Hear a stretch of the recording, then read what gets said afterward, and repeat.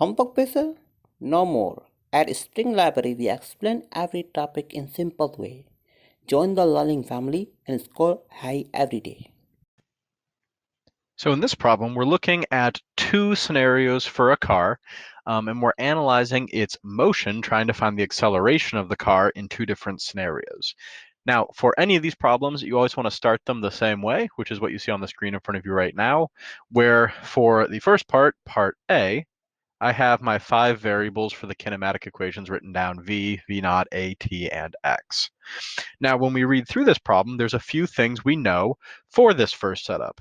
First of all, the car is starting out going 27 meters per second to the west. So this v value will initially be 27 meters per second. Now, over the course of 5 seconds, so I can fill in my t value, the car is going to accelerate to 29 meters per second. So it is speeding up as it travels in the westward direction. So for this problem, we now know 3 unknowns, which is what we want, because in order to use any of the kinematic equations you see on the right side of the screen, you need to know 3 of them in order to find a fourth. And the way we pick which of these equations we want to use is by looking at what piece of information we want to know and what piece of information we currently do not have and also don't need to find. So right now, the problem's asking for us to find acceleration, which means the variable we don't know and don't need to know is displacement, this x value. So the one I just crossed out, the x, that tells us which equation to use, because when we look over at the kinematic equations, we're going to use whichever one does not use the letter x. And so these 3 all have x featured prominently in them, which means our equation for this first problem is going to be that top equation, the v equals v naught plus at. Before we solve this, since this one and part B are both looking for acceleration, I'm actually going to rearrange this equation to find what acceleration is equal to. So we have v minus v naught equals at, and if I divide both sides by t, you end up with the acceleration equation of v equals, or a equals v minus v naught divided by time. So let's go ahead and plug our numbers in here. For part A, that gives us 29 minus 27 divided by the time of 5. And when we plug that in, we get an acceleration of 0.4 meters per second squared.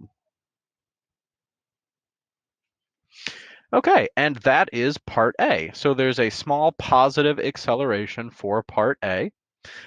Let's look at what we're doing for part B here in the second group I have. So the starting conditions are actually the same. We have 27 meters per second is the starting speed. And it also happens over a 5-second interval. But this time, we're slowing down to 23 meters per second. Now, the first thing that should be apparent is in the first case, we were accelerating. We were speeding up from 27 to 29. In part B here, we are actually slowing down. We are decelerating from 27 meters per second to 23 meters per second. So we should expect our acceleration to come out as a negative value. In addition to that, we should also expect it to be a larger number, a bigger magnitude acceleration, because I'm actually losing 4 meters per second, where before I was gaining 2. So the magnitude of this change is bigger.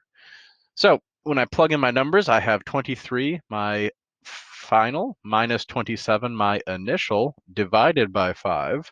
And this gives us a negative 0.8 meters per second squared, meaning it is slowing down and reducing its speed by that much. And our predictions held out. It is both a negative value, meaning it is slowing down, and it is a larger magnitude than part A.